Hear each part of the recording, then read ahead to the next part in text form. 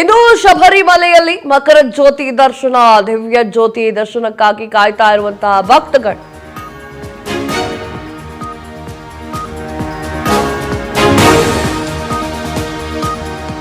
ಇಂದು ಶಬರಿಮಲೆಯಲ್ಲಿ ಮಕರ ಜ್ಯೋತಿ ದರ್ಶನ, ದಿವ್ಯ ಜ್ಯೋತಿಯ ದರ್ಶನಕ್ಕಾಗಿ ಕಾಯ್ತಾ ಇರುವಂತಹ ಭಕ್ತಗಣ.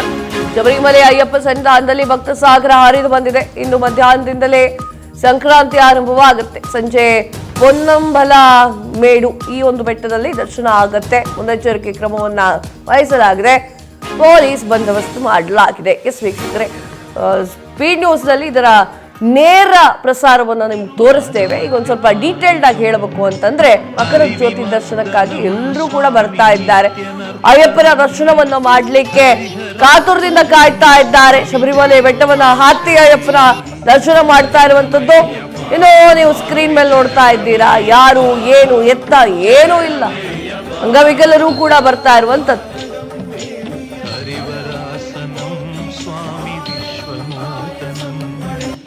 हरिदधीश्वरम् आराध्य पादुकम्